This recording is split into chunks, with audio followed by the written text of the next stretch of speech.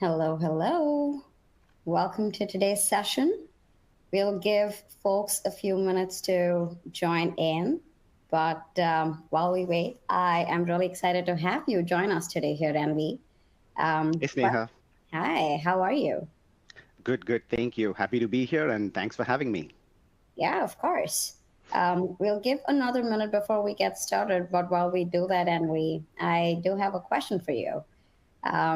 So if you weren't working in AI or contact center tech, what would you be doing right now? That's actually the toughest question that probably anyone's asked me this week. And that's because it actually got me thinking about all the things that I've not been doing, that have been on the back burner. So to answer your question, if I weren't working in AI and the contact center tech, I think I'll probably be somewhere by a lake, a river, maybe anything to do with water, right? So I'll probably start my day fishing, instead of having CX discussions, and in the afternoon, probably slow smoking a rack of ribs, right? That's essentially what I think I'll do. And as I was thinking about this, funny enough, I'd say barbecue, fishing, and AI actually have a lot in common if you think about it, right? And let me tell you why. One, Okay. it's the patience, right? You can't rush a good brisket, or you can't rush a fish taking a bait. Same thing, you can't rush an AI deployment. Second, Mm, setup matters, right? You season the meat wrong, you use the wrong bait, or you design the wrong workflow, and it's all going to fall apart. And the yeah. last one I'd say is it's not predictable, right? You can smoke for 12 hours and ruin the brisket. You can fish all day and catch nothing. So, same with tech. Sometimes it just doesn't land the way you expect. So, I think it's all about timing, feel, and just loving the process. Wow. I never would have gone so deep in thought with, the what's common between these three things. That's pretty interesting. Wow. I mean, for me, like, if I was not in the contact center tech space, I think I would have either been a lawyer, probably criminal defense, or I would have been doing something in the fashion industry, maybe have my own boutique or, be a fashion designer. Mine's That's pretty interesting. straightforward. All right. I think we are 2 minutes in. So let's get started. Hi, everyone. Welcome to today's session of Observe AI's Impact Series. I'm Sneha, and I'll be your host as we dive into one of the most transformational shifts happening in the contact center space right now, and that's the move from outdated voice bots to GenAI powered agents. So, in today's session, we're going to be exploring why legacy bots are holding customer experience back, what GenAI powered customer experience unlocks, and how to move from proof of concept to production, because that's where the true impact happens. And I couldn't think of a better person to join me in this conversation today than our guest expert, Envy. So, why don't you go ahead and introduce yourself, Envy? Thank you. Thanks, Neha. So, hi everyone. Name's Nidin. Go by my initials. That's how I'm known in the industry. My background, being in this space for close to 2 decades. Interestingly, I come from the intersection of BPO, contact center tech, conversational AI, and startups. Essentially, I started my career deep in the contact center's trenches, back when cloud actually meant weather, and when internet used to make those dial-up sounds. Probably people don't remember that anymore. Anyways, today I lead the AI Agent Center of Excellence here at Observe.ai, where me and my team, what we do is we spend a good amount of time interacting with the CX and the IT leaders, understanding what their priorities are, helping them get started, or assisting them with scaling their AI journey, right? Navigating the real world challenges. And I'd say the best part of my job is I get to blend tech, AI, and human impact, right? An interesting part is, though we talk to IT leaders and CX leaders every day, no two conversations are ever the same, right? So that really keeps us on our toes. It's like solving a new puzzle every day, and hopefully with less number of missing pieces. That's amazing. Yeah, I don't think I need to add more. That's a fabulous introduction. The only thing that I would say for the audience here is Envy always brings in a short practical lens to what actually drives impact when it comes to deployments in the customer experience space. So, today's conversation is going to be very interesting. We're going to be diving into some of the real stuff today. But before we get started, just some general housekeeping items. The session is being recorded. You can submit any questions you have in the Q&A section at any time, and we will go over those throughout the session. And a recording and follow-up resources will be sent post the webinar. Now that we've gone over these housekeeping items, let's dive right in. So I think what I want to really start with is at the macro level, right? So we know the CX landscape's evolving, and it's evolving fast. And it's not just in terms of, what technology can do, but in terms of what customers are beginning to expect, how operations leaders are being asked to deliver more with less. So from your perspective, Envy, what are some of the biggest shifts we're seeing across contact centers right now? And how should CIOs and CX leaders be thinking about this moment? Great question, Sneha. And honestly, I think the best way to put this is it's a super exciting time to be in this space, right? When I talk to my leaders across industries almost on a daily basis, what we realize is the momentum that's around the AI agents, that's no longer a hype, right? That's clear. It's a full-blown movement out there down from the boardroom directives, right? And it's essentially moved from curiosity to action. If you think about it, 3 years ago, leaders were talking about how do we prepare for Gen AI? And today the questions are essentially, where do we plug it in? How fast can we, scale? And you can see that being reflected across the broader ecosystem. It's a great week for us to have this webinar because, as you know, there's Google I/O and Microsoft Build that's going on. I've been trying to keep up and follow with what's coming out of that. And it's clear, right? It didn't come across as just product updates, both from Microsoft Build and the I/O. It clearly signaled a fundamental shift in the whole market, right? Like if you look at Microsoft, they showed how deeply embedded AI agents have been across their stack, right? Productivity as well as the IT products, right?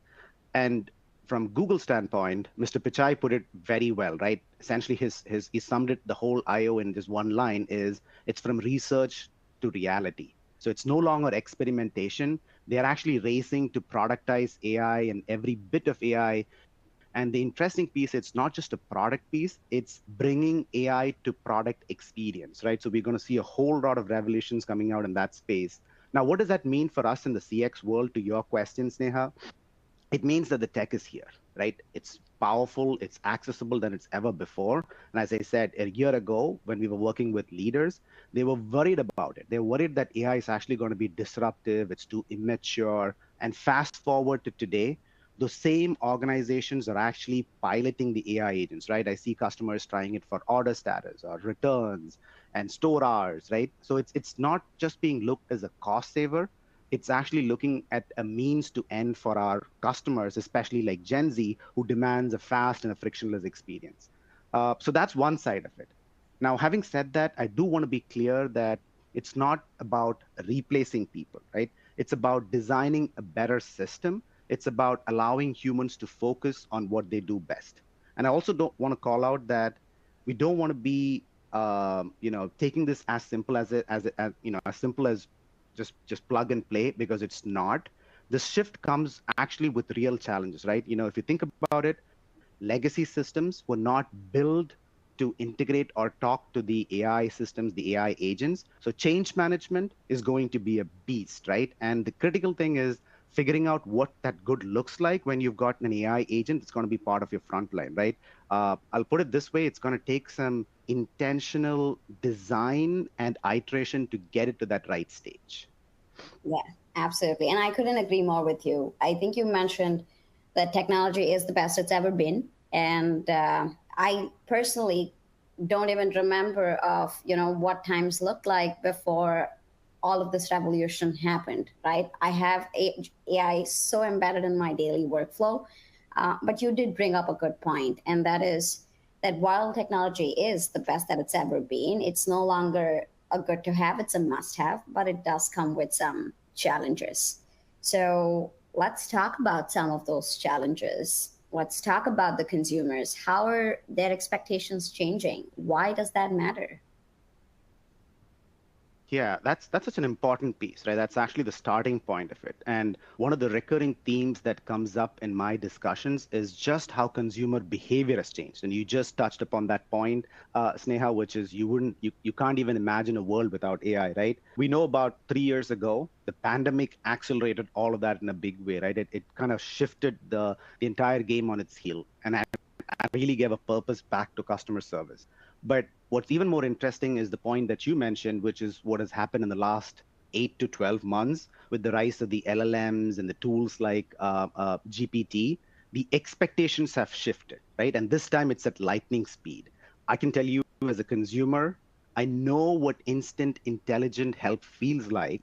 And when I interact with brands, that's the experience, that's the expectation, that's the level of responsiveness that I expect from every brand, right? And the thing is that there is another twist that I'll call out to this, right? One of the things is that companies have been racing to digital. You would have heard the term digital transformation so much in the last 10 years, where there's a lot of focus on self-service and apps and chatbots. And essentially, the folks that I'm talking to today are highlighting that they're seeing something counterintuitive emerge, right? And just double clicking on what that is, if you look at the latest generation that's coming out to the market today, which is Gen Zs, which is supposed to be the most digital native generation that we are seeing, it's actually swinging back towards voice. And it's not essentially the kind of experience that we have seen before. No way is this generation actually going to be sitting on a long hold time or outdated IVRs. What they want is fast answers. They want clean resolutions. They want zero friction. And essentially, voice is the fastest way to get that, and that's what they'll use. So while the industry has been saying that people don't want to talk to us, that's actually changing. Again, time will tell, but there's a lot of focus being put back on voice, and Gen Z is actually proving that they will interact with any platform, any application, any modality, only if it's worth their time, right? And that is where I think the AI agents, the agentic approach to solving customer service comes in. We essentially have to meet this generation and frankly all customers where they are. The one other thing that I'll call out is there is a lot of discussions happening around omni-channel, and it's misinterpreted to a large extent, right? Omni-channel is actually not about being everywhere at once. It's actually about being effective on the channel that your customers want to use, right? So it's giving a consistent experience to all of them as opposed to being everywhere. So that's a thinking change that we have to come about, a definition change to omni-channel.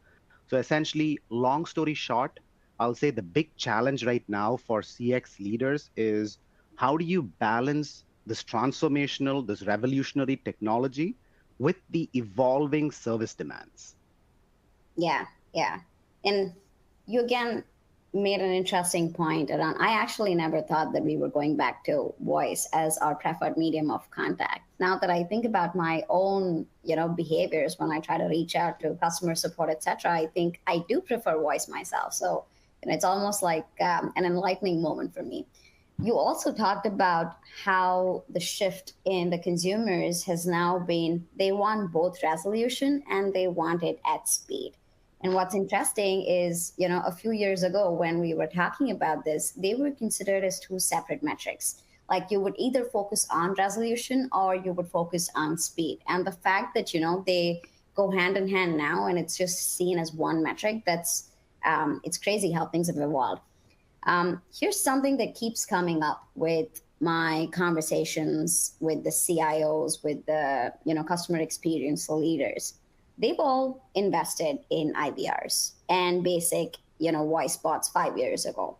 Now they're stuck, right? So let me give you an example. There was this one healthcare provider we were speaking to who had a symptom checker bot, and it was built with static flows, and that could not adapt to real way patients described issues. So think of a patient saying, "Hey, my chest feels tight and I'm panicking," and the bot not knowing how to answer that because it didn't map it to predefined keywords like shortness of breath. And so what that ended up doing was, there were a lot of dropped calls. And one of the biggest things why, people even invested in these legacy voice bots, these IVRs, was to contain calls. But now, because they were not able to do that, it was resulting in lost appointments, it resulted in poor customer experience, and eventually revenue loss, right? So I feel like, yes, it's a very tough spot to be in. And it's a situation where your bot is live, but it's not learning. So the team has to constantly go back, patch those scripts instead of focusing on driving real outcomes.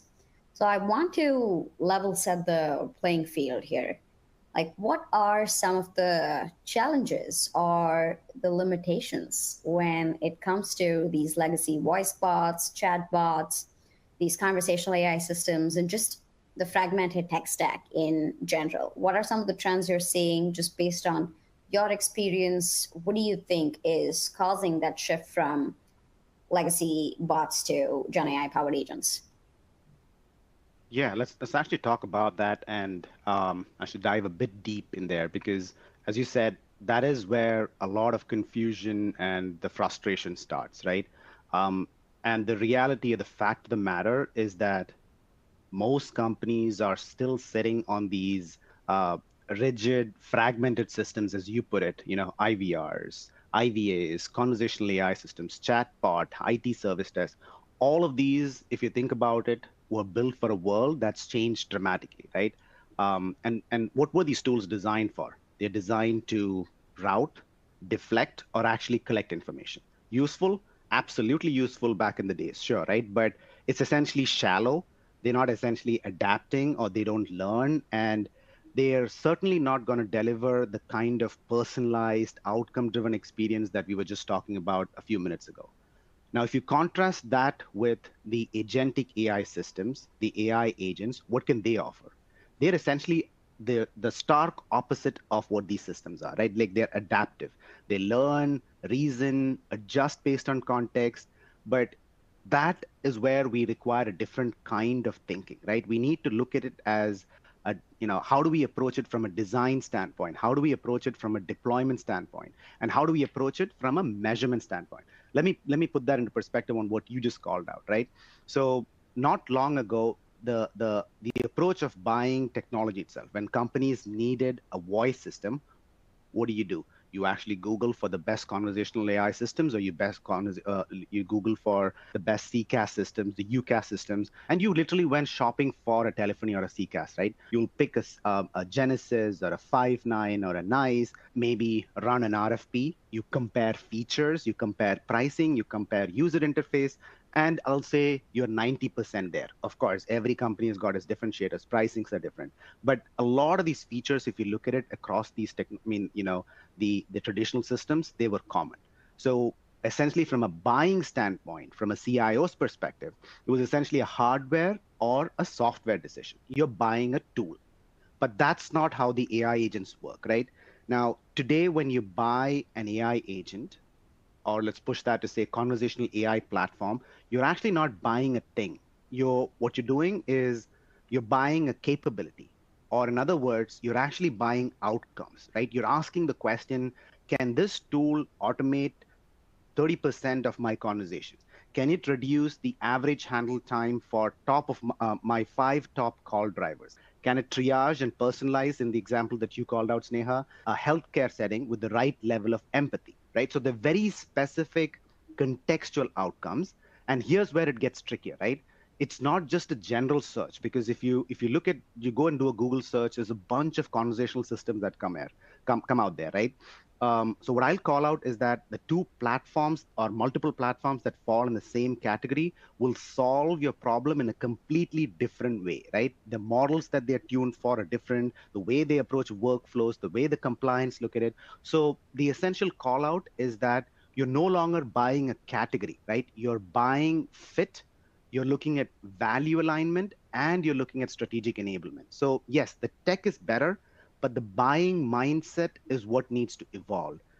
So while the shift is becoming exciting, what I'll say is it requires a new level of intentionality, right? It's not about chasing features. It's about solving the right problems. And how do you look at your customer base for the right users? And how do you do it in the right way? That's essentially the shift in the buying mindset that will come about. Yeah. And I think we do have a question in the chat, and this was referring to the example I provided on the symptom check bot, right? So we have Donna asking us, maybe some things should not be done by a bot, such as diagnosing a patient in distress. And this actually does bring up a good point too, right? Given how advanced we are with AI right now, do you still feel that situations like these where we need to which are like mission critical, would you when does one know that you need a bot for something like this versus no matter how advanced AI is, these are situations where you should not implement bots? I think that brings up a bigger question on how do you actually design the AI agent ecosystem, right? That's essentially what that question boils down to on what is the approach that you would take to go about, designing that system, right? Is that a fair one? Yeah. So I think the biggest one is to start by looking at value, right? That's my starting point is you're actually looking at where do I start, right? So when I talk about customers, I talk to them about starting with value. Don't start with the tech. You start by asking, where does my customer need me the most, right? So the example that you called out, what do I automate and what do I not automate? If you ask the questions around where does my customer need me the most, where are they getting stuck, and what's the most frictionless way to help them? It's not about figuring out on how do I plug my AI into it. It's not about defining an AI strategy. It's actually the reverse, wherein you look at your business strategy and you figure out how can I use AI, how can I use technology to solve for that. So to your example, right, and I'll probably give out another example that I was working with a healthcare client. This particular customer had thousands of calls coming into their contact center each week, right? So essentially what we did was, instead of jumping into automation, what we did is we began by listening to calls. We listened to what the human agents were talking about. We understood what the customer frustrations were. We understood what the customer pushbacks were. And then we started seeing those patterns, right? What are those top drivers? Now, essentially, what we found out was customers calling to ask about driving or driving directions to a particular location or replacing member ID. Those are simple, right? Simple, repetitive, and frustrating to both the customer and the agent. And essentially, we asked the question, how can we reduce that friction? Now, that's where an AI agent made perfect sense to be completely autonomous. It's not replacing the people, but you step in where people, doesn't have to be involved. We went about automating that in an autonomous fashion that freed up the live agents to focus on the more complex and the emotionally nuanced calls, like you mentioned. That's where you need a human touch. So it's actually establishing the tango between the AI agents and the human on how do you establish that synergy so that your customers get the best experience. Yeah, absolutely. And then there's one more question from William in the chat, which is around what challenges have you encountered in adopting Gen AI solutions? I think I can start, and then maybe Envy, you can give more context to it. One of the common challenges that we've encountered when customers are trying to deploy Gen AI based solutions is um, they're expecting it to be magic, right? They're looking for outcomes to, like, the return on investment to be, right off the gate. A lot of times, the problem there is you don't usually start deploying the solution at scale. You need to start surgical, like you need to start small. You start seeing the return on investment in, like, the smaller sections first, and then once you start feeling more confident about it, then move on to scaling it across board. So I think that's one of the common misconceptions, that Gen AI is magic, and also a challenge to change that mindset of, how do you start achieving ROI when you're trying to deploy such a solution. But I'll hand it over to you, Andy. What do you feel are some of the challenges in deploying these solutions? Yeah, it's a great question, and you touched upon some of the key points over there, Sneha, which is taking that approach of crawl, walk, run, right? That's essentially the key to getting this successful because everyone's learning in this space. The other thing that I've seen as a challenge is figuring out customers trying to figure out where do they start. right? And asking the question, how does this fit into my current ecosystem? That's a big question that comes out, right? Do I actually rip and replace everything that I have in my ecosystem with the AI agents?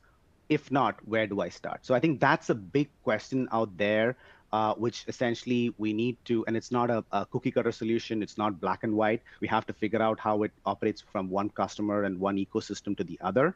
But essentially, this is what it is, right? It's not about ripping out your old, I'm just going to use IVR as an example. It's not about ripping out your old IVR and then just dropping it in. And like you said, Sneha, it's not magic, right? It's not magically become a modern system. That's not how this works. What I've seen work is, and some of the challenges to the question asked is going with by a step-by-step transformation. And the most effective journeys is where you simply sit down with the business and understand what is your priority. So I'll give you an example of a use case that we just worked on. And this is essentially a customer in a FinServe space. What we did is when we were starting the engagement, we actually sat down with the head of operations and asked, what is his biggest concern, right? What is his biggest priority? And he said one of his biggest challenge is proving ROI. Everyone's talking about AI. Everyone's talking about injecting AI into the ecosystem. But the question is, where do you see the value, right? So instead of jumping into the tech design, what we did is we sat down and broke the problem down. And the three questions that we started asking is, where are the things breaking today? What does your current flow look like? And what's costing you time, money, and the customer trust, right? So you start asking those surgical questions. And what it'll do is, what the other thing that you should also do is, which is incredibly underrated, I believe, is shadowing the calls, listening into your frontline, understanding what their pain points are, right? So that's essentially what we did in this use case. We actually listened to the agents. We listened, as I mentioned earlier, the customer frustrations, identified the top pain points. The one thing that stood out was a code generation call. And believe and trust me, it took about 30 minutes on that call for the agent to come out with a code, even a simple joke. Even a simple a code generation process. And no joke, 15 minutes of that call collection was about identifying what the customer is looking for, collecting the necessary data, painful for the customer and equally draining for the agents, right? So what we did was we sketched out that flow and figured out what if we let an AI agent handle those 5 repetitive steps up front. Collect the info, you're verifying a few details, and then you seamlessly hand off to the human agents for that consultative part, right? They loved it. That was a great way because initially they were thinking about completely going autonomous, replacing humans. And this one change, what it did was it dropped that call down to 10 minutes. A 30-minute call came down to 10 minutes.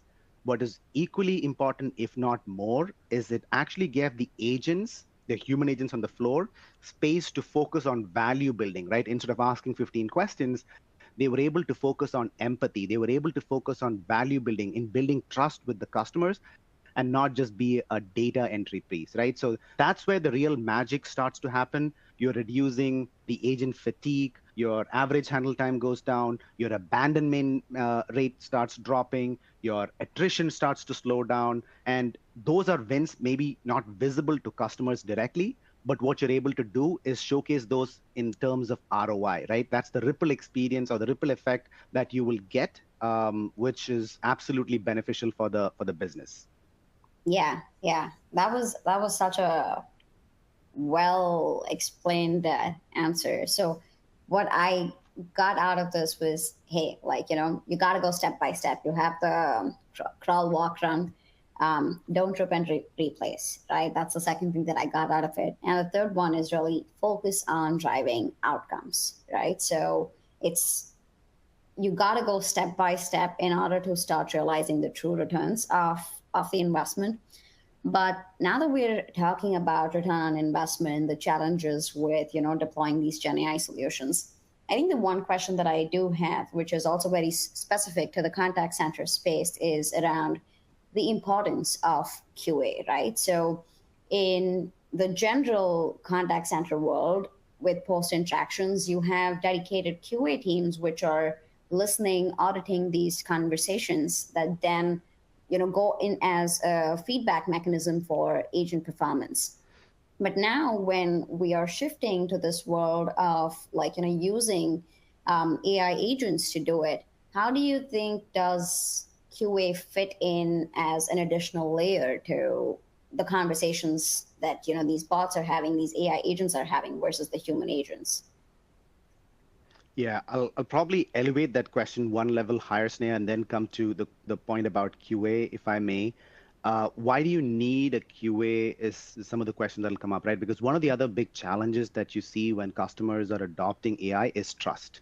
How can I trust what I'm building to be put out into the wild, especially in front of my customers? How do I know what's working and what's not working, right? Especially if you think about some of the mishaps. Let's call that out. Like I'm sure we are all aware of the recent mishaps that have happened with Chevrolet, where a person was able to engage with an AI agent system and reverse engineer it to sell a car to that person for $1. That's going to be damaging for the brand. The other one is around Air Canada, right? The AI agent went about and made a bereavement policy, and the court actually asked Air Canada to host it, right? I mean, to honor it. So those are some of the questions that come up in my discussions around trust, around compliance. How do I know it's ready to be put out there in the market? So we break that down around why is that happening, right? That's the nature of the Gen AI systems, of the nature of LLMs around hallucination, around toxicity, around bias, right? The triple H content, around harmful, helpfulness, content approach that you go. So in order to avoid that, there's a couple of things that are put in place. One is how do you put guardrails in place right up front to prevent it from even happening, right? How do you make sure that you give boundaries, you give swim lanes to your agents, define what it's supposed to do, and more importantly, what it's supposed to do, so that even before it goes out into the wild, you're giving it a boundary. So you're setting that to avoid the hallucinations. The next part of it is once it goes live, to your question, Sneha, where does that QA piece of it come in? And what is QA? It's quality assurance, but it's not just about quality, right? You're actually evaluating, you do want to evaluate your AI agents on a few dimensions. Is it doing what it's supposed to do? Is it delivering the goal that it's supposed to do? Is it conversationally engaging with my customer? Is it actually delivering the operational metrics that I'm supposed to do? And how are you going to monitor that, right? Of course, you've got the BI dashboards, but that's where a change in thinking comes in, right? Yes, you could manage performance of the traditional systems using BI, right? Just looking at numbers, number of calls that came in, number of calls that left, AHT. That's all you needed to manage a traditional system. But the newer system, it's not that way. What you also have to monitor is the response of the customer. I'm sorry, response of the AI agent. What is your AI agent mentioning to the customer? That's where a compliance or a trust or a judge layer comes into picture, which is essentially where you define the various parameters that you want to check your AI agent against. And that's where the QA framework comes into picture, right? Right up front, you're able to design the QA form, which will give you the parameters and the compliance checks that will run against each and every one of your conversation, and you deploy that into production. What that does is each and every conversation that your AI agent has with your customer, your QA agent is evaluating those conversations and grading those conversations to say, did it go well or did it not go well? Where it did not go well, you've got immediate access to go into it and look at it to either do damage control or actually to figure out where can I improve the agent, right? Because anywhere in AI, anyone who's done AI knows that it's not a done and dusted. You have to constantly improve. So the QA form is actually going to give you the second layer of that, which is what is working, what is not working, and how do I consistently improve the performance of my agent, right? So that's where the QA framework comes into picture. And I would say it's an integral and a critical component, a must have from day one. Yeah, I totally agree. And I do have a follow up question on that. But before I get into my follow up, we do have a question in the chat from Ashanti.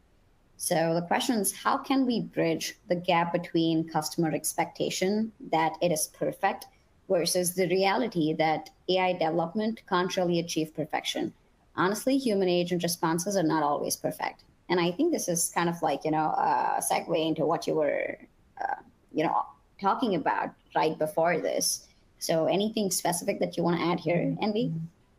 No, that's a great question that you asked. I mean, sorry, the point that you mentioned, Sneha, right? So even the human agent responses, and I mean, no comparison. But if you think about it, we as customers, we call into the contact center. It's a common thing that you'll notice that five different human agents are going to give you five different responses, right?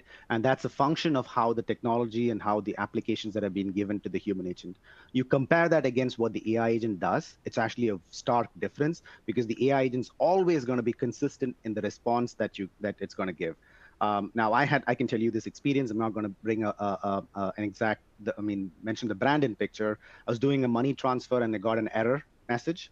I called into the contact center and asked what is this WF123 code. Spoke to three different agents, and three different people gave me three different responses. One asked me to go to the store. The second one was like, no, no, no. If you go to the store, it's not going to help you. You need to do something different. And then the third one gave me a different response. Nothing against them. The tools that are being provided to the human agents are different, right? That's where the difference comes in.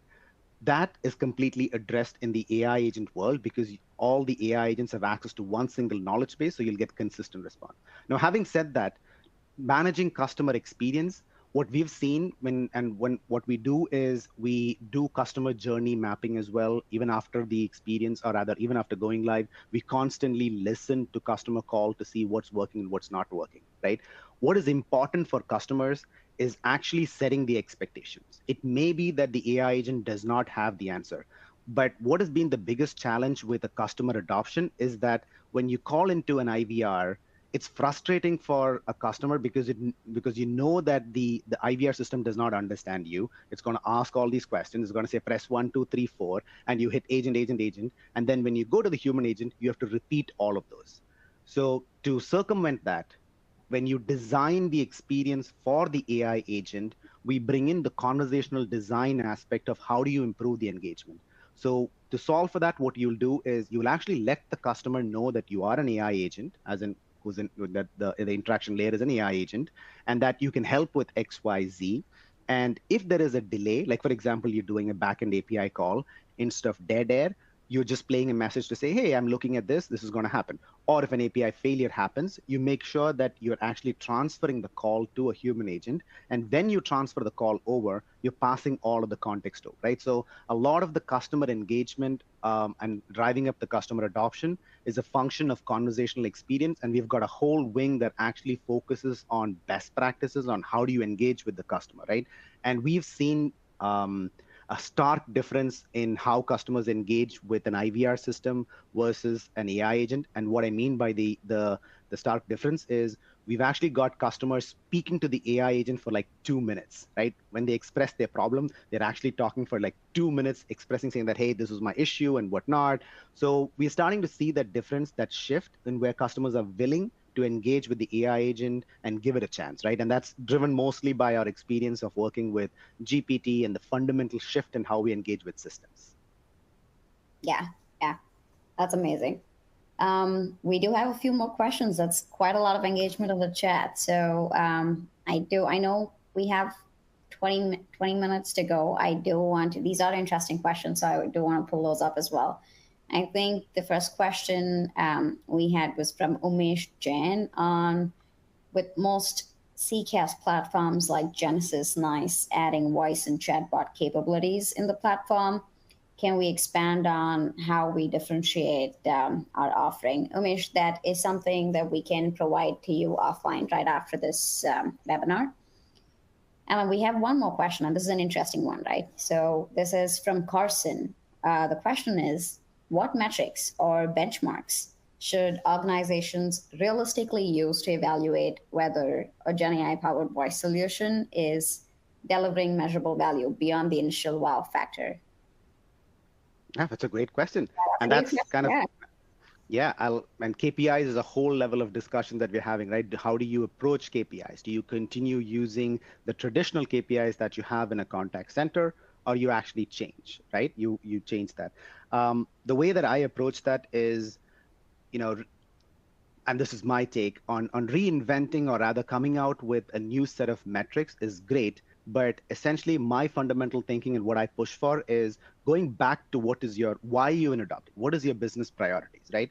So if you look at it from a customer service standpoint, you may have cost savings as a metric. You may have top line revenue generation as your metric. You may have operational efficiency improvement as your metric. That's what is the boardroom discussions. That's what is going to go into your balance sheet at the end of the year. And I would work backwards from that to define the success of the AI. At the onset of it, the most simple metrics that you would use to measure if the AI agent is delivering the performance or not, and I'd break that up into primary metrics and secondary metrics. The primary metrics is and based on the use case. There are customers who call in, or rather who's engaging to figure out if I can reduce the number of repetitive tasks that go to my agent, right? That goes to my human agent. So in those use cases, what actually helps is to have a metric like a containment rate, right? Like a resolution rate. And it's not just about the AI agent not sending the call over, but you're combining resolution rate with what is called as first call resolution for the AI agent to figure out if the customer got what they want, right? So I still use the metrics that is relevant to the business in terms of cost savings, in terms of customer satisfaction, and then back into the AI agent improvement, because you've got secondary metrics like AI accuracy, right? You're looking at those scores, and especially if you go down to the roots of the data science, you're looking at model accuracy and those. While those I consider as secondary metrics, for me, the primary metrics are those metrics that make sense to the business. Like, for example, one of my customers, they adopted AI so that they can get a better transfer rate, right? There were a number of customers their end customers, who were filling a lead form and were not being handled or not being catered to, right? It was not about containment. It was not about automation. It was about how can I increase the reach to my customers? 1.5 million customers are reaching out to me. I'm only able to cater 20% of them. Can I improve that 20% to 50%? So metric over there was engagement rate. And how do I get better qualified leads and transfer it over? So it's always working backwards from that question that I asked earlier on what is the value that I'm trying to deliver? From there, you work backwards. And it also makes the second thing easy because at the end of the year, you can do a number of pilot projects. The question that's going to come down is what is the ROI? So if you map it to your value, you can always justify it to say that here's the value that the AI agent project has delivered. Yeah, yeah, that's awesome. So I think we've had a lot of valuable nuggets that you've shared. Just want to recap again for the audience. We've often heard leaders ask, "Where do I start?" And we went through, what's a recommended blueprint for building an AI agent-led system that aligns with real business outcomes, right? So he talked about identifying value moments. He talked about the process of listening to calls, the importance of having an automation rubric, the importance of QA in these situations. We also talked about what does a successful migration look like, right? Gen AI migration journey look like, and what are some things you should avoid. And this is where we talked about the step-by-step approach: don't rip and replace, focus on outcomes. Going back to my question that I had on the QA piece, Andy, and I'm probably putting you on the spot here. So the way I think about it now, with more AI agents coming into the picture, is the need for QA is more than ever, right? But how do you feel about balancing that automation, that QA, with another level of a Gen AI solution? Like, do you still think that the QA for these AI agents needs to be done by humans, or is it something where you can add or amplify that process by adding another AI solution to the QA automation? Great question, Sneha. That brings up a question about the agentic AI, right? There's a lot of words being thrown around on agentic AI and multiple other terms out there. But I think this question that you just bring up, that you brought about, is where the agentic AI framework comes into picture. Now, essentially what agentic AI, in simple terms, what it means is the capability of multiple agents working within an ecosystem, and you've got that framework of how you're going to drive efficiency out of that, right? So to your question about the manual versus the automated version, I'll say it's a mix of both, right? For sure, you need to bring in the capability to monitor 100% of your AI agent interactions. What I mean by that is you deploy a voice AI application, for example, out into the wild. You're letting the voice AI application handle your IVR calls, handle the first level of questions, and going through autonomous interactions. The only way to figure out if it's working or not is to actually monitor 100% of those calls. And if you've got the capability to do that, you do that, right? So it's manually not possible to do that. So essentially what you do is you introduce another agent into the mix, which is essentially a QA agent that's going to evaluate and sit on top of your platform and run through all of those conversations. So that's first part of it, right? It is going to give you the first level of defense in terms of identifying what's working and what's not working. You still need the human in the mix, right? So as I started off at the beginning, AI is not about replacing humans. The real value comes out when you do a tango between the both, and you're able to figure out, the right balance of bringing in human and the agents. So in this use case or in the flow that you're mentioning, you've got the auto QA, which is essentially able to scan through 100% of your conversations and give you the results. Then what you do is you bring in the human in the loop, right? You're actually bringing in the human in the loop to identify and do spot checks. You want to check if whether the AI has graded it correctly or not. So, and also if it's been graded, what are the improvements that it can do, right? So you'll always have an AI handler, so to speak, right, who's actually going to be looking and evaluating the QA evaluations that this particular agent has done, and then identifying what's working, what's not working, and train those agents, right? So it's always going to be that mix, and that's where the workforce framework is also going to change, right? And a lot of companies talk about this. Essentially, that workforce structure is changing, wherein in 5 years or less from now, you're going to have managers who just not manage human labor, that'll be managing digital employees, and that'll be managing the human employees, right? So you can literally see a QA team where you've got digital QA members, and you will have an actual human QA members working cohesively and working together, right? So that's what the workforce is evolving towards. I love that. I absolutely love that answer. Okay. So we will get into some more Q&A in just a few minutes, but I do want to close out strong here, right? So whether someone here is, the head of IT, maybe director of customer experience, or just running AI strategy for their org, they're likely wondering, right, when is the right time to act? How do I de-risk the move? So what's your one piece of advice or takeaway for leaders tuning in today, especially those who know their voice AI strategy needs an upgrade? What's one final takeaway for the audience, NB? Yeah, if I had to sum it up in one line, I think that'll be the time is now. Not later, not next quarter, now, right? Like right now. And what I mean by that is, I do talk to, as I said, some of the leaders out there in this space, and the one thing I hear from some of them is we are watching the space, right? And I'm literally talking about a conversation that I had this week. We'll see where it goes. And see, look, I get it, right? It is overwhelming. The market's flooded with the AI tools. You're literally hearing about a new model dropping every week, and it feels like by the time you finish a pilot, someone's already like 3 steps ahead, right? But the truth is, where I try to level set is that this isn't going away. Gen AI agents, this whole new way of thinking about CX, it's actually not a trend. It is a tectonic shift, right?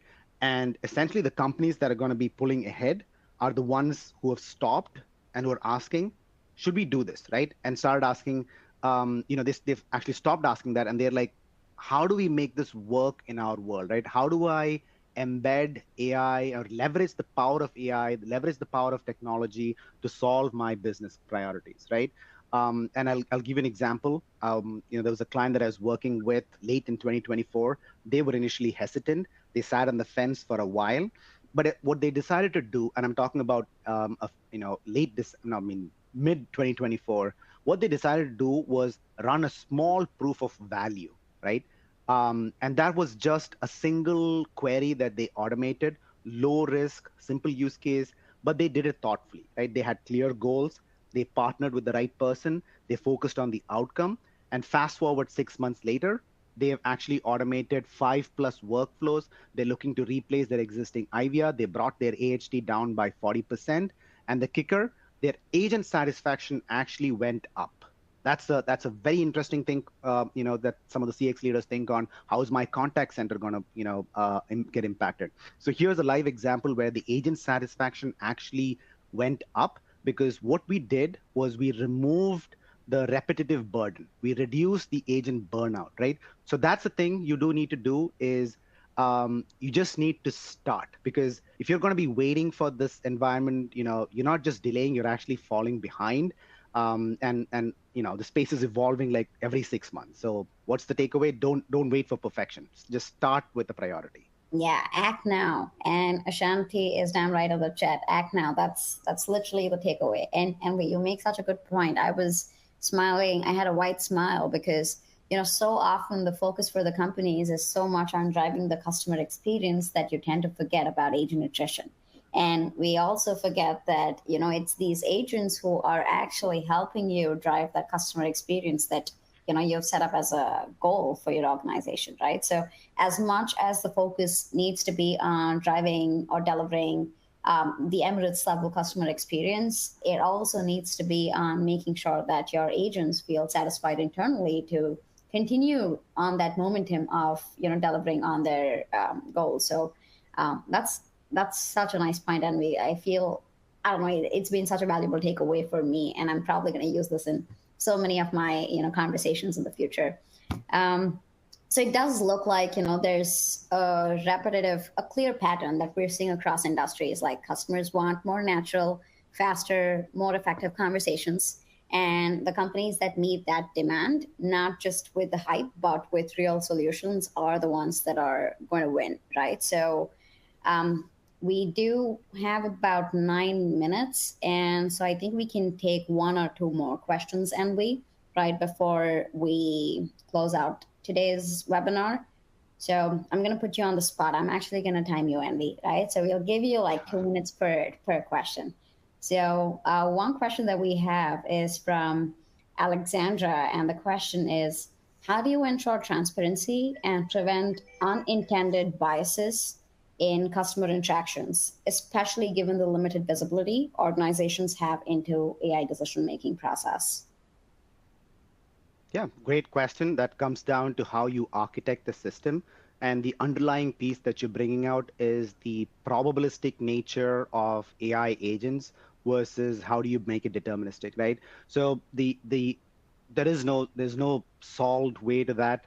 The best way that you do is how do you find that right balance between probabilism and determinism, right? So the way we have essentially solved for that is by using the power of the probabilistic nature to handle the conversational aspect of it, because the biggest challenge in the previous world with traditional IVRs was it was very scripted. You go down a path and then you can't deviate from that, right? That was the Boolean logic of if and or conditions. But what you're seeing with the agentic systems is using frameworks such as chain of thoughts and reasoning and acting to help drive that conversation. But that's probabilistic. Now, how to that question specific on how do you make sure it is delivering, if it's a refund policy, I don't want you to make up a refund policy. I want you to tell my company's refund policy. So you leverage the probabilistic nature to handle the conversation, but you ground it by integrating with the company's knowledge base and by putting strict guardrails on saying you do not make up a question, you do not make up an answer. You're only going to respond to the refund policy based on the information that you're gathering from this particular knowledge base, which will be further processed through a RAG pipeline, right? So that is an ongoing point of discussion, and technology-wise, how do you establish the right level of probabilism and determinism? But that's essentially the way to solve for that, right? And in a lot of our cases, that's essentially what we have done is we were able to ground that without the agent actually hallucinating. And then on top of that, you apply what Sneha was mentioning earlier, the QA form, to make sure that it is doing what it's doing, right? Because you don't want to be blindsided and a lawsuit coming later to figure that out. You want to be on front of that. So you combine that with the QA form, and you're able to control and reel in the AI agent. Yeah. I don't know if I hit 2 minutes, but there you go. Yeah, that was perfect. That was spot on. We got time for two more questions. So there's another question from John, and this one's, how do you get your AI agent to have empathy and know when is the right time to get the call transferred to a human agent? Let me be completely transparent. Empathy is not something that can be automated, period. Right? So I'm being completely frank. It is not, right? The AI agent system is not there. You can actually get it to say, be emotional, be engaging, but that's not it is not empathetic in nature. You cannot, and that's where the human nature still comes in. That's where you still need humans in the mix, right?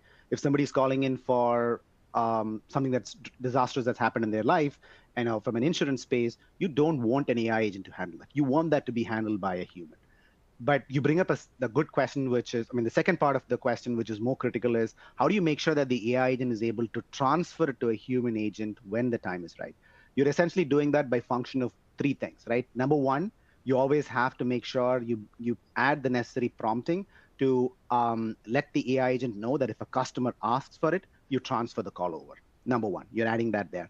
Number two, if there is a failure in the process, like you're doing an API check, or if there's some sort of backend function calling that fails. So any failure, if there is a delay in responding, you're taking a delay of more than 3 seconds, you add that check into the system to say that, okay, something is not working, let me get you over. That's where you bring in the deterministic nature and you're balancing that. The third one is system rules, right? Like the example that I was calling out, the intent of the insurance code, you still needed a human in the mix to actually give that insurance code, because I don't think I'm there, personally, I'm not there to buy it from an AI agent, but I'm okay with the AI agent collecting the information, and then you transfer it over. So I was able to reduce the 30 minutes to 10 minutes, but then the AI agent is structured only to do that collection, and then it's transferring over. So that's a business design, right, on how you want that. So those are the three ways you build it into the system, and you have got those clear directions. You're working with the operations team to identify when do you transfer those, right? And you build that into the system. Yeah, I love that. Okay, we have more questions coming. So just a heads up for the people in the audience, any questions that we're not able to answer in today's session, we will follow up with you individually with the responses for it. So another question for you, NVN, you can tell me which one of these two you want to take right before we close out. The first one is by Grayson, which is, can we audit or benchmark AI's performance in the same way we evaluate human agents? That's the first one. And the second one is, are there any, and this is from Quinn, are there any concrete evidences that suggest customers prefer AI interactions over simpler, more transparent self-service options that don't attempt to mimic human conversations? Great questions. I'll try to give a gist of both. So the latter, which is the customer satisfaction piece of it, and validation of concrete evidence, yes, the answer is yes. And the simple way to put it is, from a customer standpoint, if you think about it, I don't care who I'm interacting with, as long as I get a resolution to it, right? That's essentially what you see, is that if an AI agent is able to give me the response, I'll take it, right? And think about ourselves as customers. You're calling into an airline space, or rather, you're asking about your refund policy, return process, and would you rather wait on a call for like 15 minutes waiting for somebody to talk to you, or would you actually have the AI agent provide the response to you? To me, with all these meetings and everything that's happening in life, what I need is instant response, right? So essentially, if the AI agent is built in a way to give the response and handle the customer's query, yes, the customers are taking it. And to your question about the concrete proof, whenever we deploy an AI agent, we're not just deploying the metrics, we're actually evaluating customer satisfaction as well. So whatever the customer satisfaction mechanism, whether it's you're using a customer satisfaction survey tool or you're leveraging the same AI agent, we are constantly measuring customer satisfaction when an AI agent goes live and making sure that it goes up, right? So that's the way that you can quantify to say, I deployed an AI agent system, I'm driving the containment rate at no cost to the customer satisfaction, right? So that's essentially the way to do that. And the second one, I believe the first question was around benchmarking. And I know can we audit, can we benchmark the AI agents just like we do humans, right? So I think the answer is yes to that, and we can definitely follow up with more I know details. It's 2 minutes is too less a time to answer that question, but the answer is yes. But great engagement, absolutely. I think I'm thrilled just to see the kind of questions we've had from the audience today. It just goes to show that there's so much interest in the space, and the transformation, the shift that we've been talking about is absolutely real, right? So thank you everyone for joining today's session. Okay, I just see one more question from John. Will you two be at CCW Las Vegas? I do plan on talking to the team. Are you going to be there, NB? Yeah, we're actually running a session for whoever asked that question. So we'll be running, myself and one of my colleagues will be running a 90-minute workshop on addressing how your AI agents are not working and how to make it work. So looking forward to seeing some of you there. Yeah, so that question was from John Soto. So John, you got your answer. Envy is going to be there in CCW Las Vegas. I won't be there, but you got the main expert there. So please feel free to talk to him. But having said that, thank you all for taking out the time to listen in to the session. Special shout out and thanks to Envy for giving his guest expertise on this conversation today. We will be sending you an on-demand version of the webinar, so keep an eye out. For those of you whose questions didn't get answered, we will reach out to you individually. And this is our monthly series. So we're going to be doing another one next month, and it's going to be on Thursday, June 26th at 9 a.m. Pacific, 12 p.m. Eastern, with a discussion around summer trends on CX and how AI can amplify some of the best practices in this domain. Thank you all, and have a good rest of your week. Thank you, Envy. Thank you. Thanks. Bye. Bye.